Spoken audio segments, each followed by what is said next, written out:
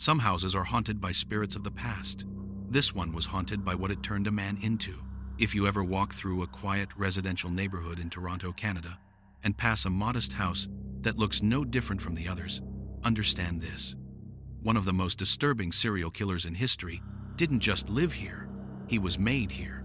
Not in a secret basement hidden from the world, not in an abandoned building on the outskirts of town, but in a house where neighbors waved hello, where the mailman delivered letters daily, and where children played on the sidewalk just feet away from a graveyard concealed within walls. The Christie Mansion was not just the scene of murders, it was a pressure cooker. It was the specific environment where a fractured human mind completely collapsed into darkness. Victims walked in, trusting and smiling. They never walked out. Bodies were meticulously hidden inside the kitchen alcoves, beneath the floorboards, and buried in the garden where roses grew. According to later witnesses, the house itself felt wrong long before anyone knew the truth. It hummed with a silent, predatory energy. Tonight, we're not just telling the story of a killer named John Christie. We're uncovering why investigators believe this house accelerated the violence. We are investigating why seasoned detectives felt physically ill upon entering, and why people who visited the property years later described intense fear and blind panic. If you value your sleep, don't book this place. Chapter 1. A house that never felt right. The structure known as the Christie Mansion was built in the late 1800s during a time when Toronto was rapidly expanding. From the outside, it was a picture of Victorian normalcy. Red brick, high windows, a porch that invited conversation. But inside, the architecture seemed to repel human life. Long before John Christie arrived, residents described something deeply unsettling about the property. There were hallways that seemed too narrow, trapping the air. Corners that remained perpetually dark, no matter how much light flooded the room. Persistent cold spots that drifted through the ground floor like invisible icebergs. Tenants rarely stayed long. Records show a chaotic turnover. Neighbors later recalled that families moved in with optimism, only to leave months later, often breaking their contracts without explanation. They spoke of a heaviness, a sensation of being watched from the top of the stairs, strange, rhythmic thumping noises at 3 a.m. that had no mechanical source. The house didn't scare people immediately with sudden noises. It was more insidious. It wore them down. It drained their energy and amplified their anxieties until fleeing felt like the only option. It was a vessel waiting to be filled. And then, the perfect tenant arrived. Chapter 2. John Christie moves in. In the 1,940 seconds, John Christie moved into the ground floor apartment. At first glance, he was the definition of harmless. Bald, bespectacled, soft-spoken, and impeccably dressed. He projected an image of a respectable, perhaps slightly boring, medical professional. But those who interacted with him closely noticed the cracks in the mask. He avoided direct eye contact, focusing on something just behind you. He spoke in short, clipped whispers, forcing people to lean in closer, a subtle power move to invade their space. He was obsessed with control, cleanliness, and silence. Inside the apartment, his behavior shifted from eccentric to predatory.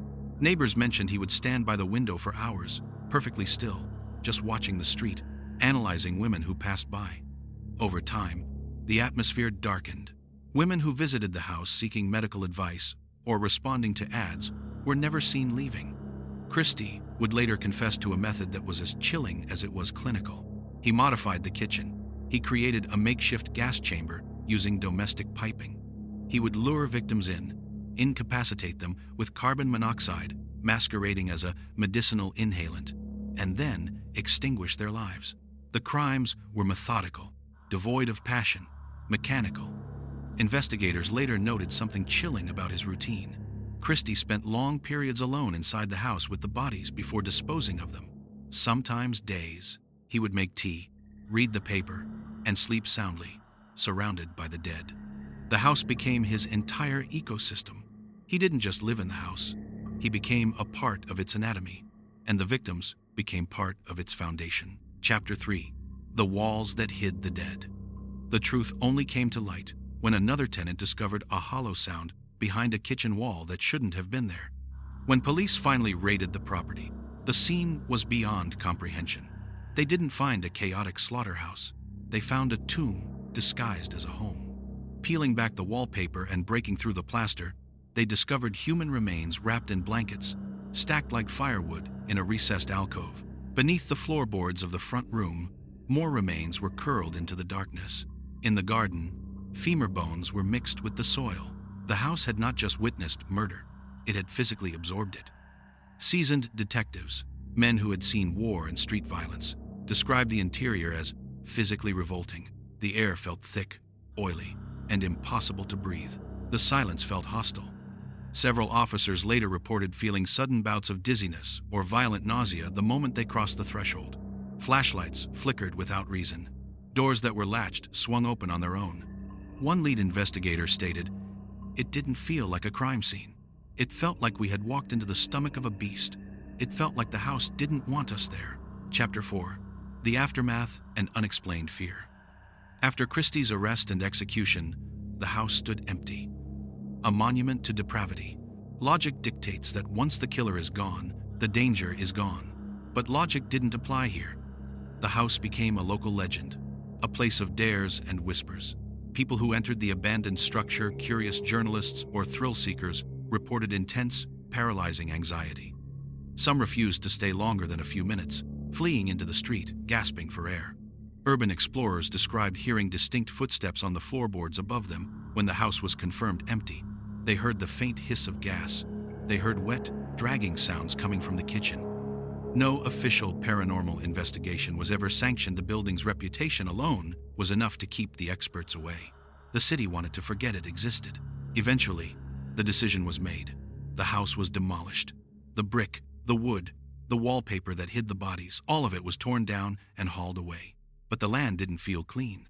The scar remained. Chapter 5. Why some places amplify violence. This case forces us to ask a terrifying question. Can a building be an accomplice to murder? Criminologists believe environments play a significant role in triggering violent behavior. Factors like isolation, poor lighting, confined spaces, and a lack of social oversight can lower inhibitions. The Christie Mansion contained all of these elements. It was a labyrinth of shadows. But paranormal researchers argue something more unsettling. The theory of place memory. They suggest that prolonged violence leaves an energetic imprint. That repeated trauma, fear, and death alter the electromagnetic field of a location. When a mind as dark as Christie's focuses so intently on death for so long, it creates a residue. It stains the walls. It creates an atmosphere that affects the neurochemistry of anyone who enters. This could explain why visitors felt panic without knowing why their survival instincts screamed "run" before they saw anything suspicious.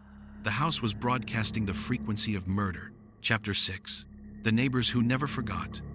Even after the demolition, the horror lingered in the community. Neighbors reported strange feelings near the empty lot where the house once stood. Residents who walked their dogs noticed that animals would stop abruptly at the property line. Dogs would whimper, tuck their tails, and refuse to step onto the grass. Cats would hiss at empty space. Some neighbors avoided walking past it at night, claiming the streetlights always seemed to flicker, specifically in front of that plot of land. Parents warned children not to play there, not because they knew the graphic details, but because of the feeling, a coldness, a sense that you were not alone. Gardens in the adjacent properties struggled to grow, a pall cast over the street that lasted for decades. The house was gone physically, but the unease remained, etched into the neighborhood's DNA. Chapter 7. Is the monster gone? John Christie was executed. The physical body of the killer was destroyed. The Christie Mansion was reduced to rubble. The physical structure of the horror was erased. But the question remains, did the house create the monster by feeding his darkest impulses? Or did the monster awaken something ancient that was already sleeping in the soil?